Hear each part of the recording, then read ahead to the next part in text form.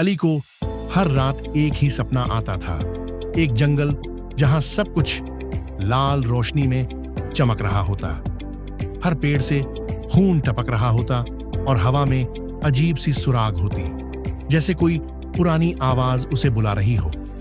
जैसे ही अली किसी रोशनी की तरफ भागता, उसका सपना खत्म हो जाता। सुबह जब अली उठा, उसके हाथों पर मिट्टी लगी हुई थी, जैसे वह रात को सच में जंगल में गया हो।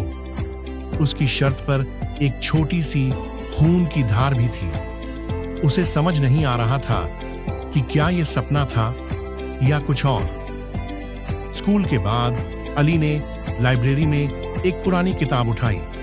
किताब का नाम था खून का जादू। जैसे ही उसने पहला सफा खोला, किताब खुद ब खुद पलटने लगी। अंदर लिखा था, तुम उसी के वारिस हो। रात को अली के घर के बाहर कुछ लोग सफेद चोगों में आए। उनकी आंखों में कोई रंग नहीं था, सिर्फ सफेदी और खालीपन। वे एक ही बात बार बार कह रहे थे, लहू का वारिस हमें चाहिए। अली ने जब ये सब अपनी दादी को बताया तो उनकी आंखों में आंसू आ गए।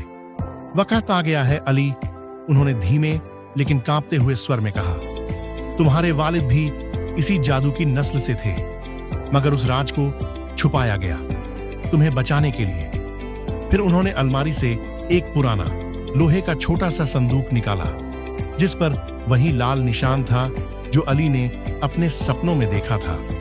अली ने दादी से लिया हुआ ताबीज पहना ही था कि उसका रंग सुर्ख से नीला होने लगा।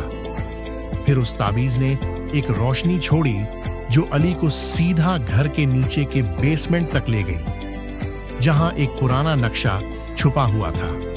नक्शे ने एक जगह दिखाई, बाज दरिया, जहां से सिर्फ खून का वारिस गुजर सकता है। जब अली उस जगह पहुंचा, उसे एक पत्थर का दरवाजा मिला जो सिर्फ उसके हाथ के लहू से खुलता था। मगर उस दरवाजे के पार जाने से पहले वही सफेद लिबास वाले लोग फिर से अली के सामने आ गए। उनका नेता, एक लंबा और डरावना आदमी, बोला, वो दरवाजा सिर्फ तब खुलता है जब तुम तैयार हो मरने के लिए। तभी एक लड़की क्रॉसबो लेकर वहां आई। उसका नाम था जरिया। मैं तुम्हारी रक्षा के लिए भेजी गई हूं, उसने कहा। उसने एक एरो चलाया जो हवा में फट गया और दुश्मन अंधेरे में गायब हो गए। अली और जरिया पोर्टल के अंदर गए और सामने था एक नया जादू का शहर। आसमान में तैरते खसरे, जमीन में बोलती हुई नदियां और हर कोना एक कहानी बताता था। यहां वक्त रुक गया है, जरिया ने कहा। अली को पता चला कि उसका खून न सिर्फ दरवाजे खोलता है बल्कि रूहें भी जगाता है। जब उसने एक कदीम मकबरे को छुआ, अंदर से एक पुरानी रूह निकली। तुम वही हो जो आखिरी जादू फिर से जिंदा करेगा। मगर रूह ने कहा कि जादू वापस लाने के लिए अली को अपनी यादों का एक हिस्सा खोना होगा।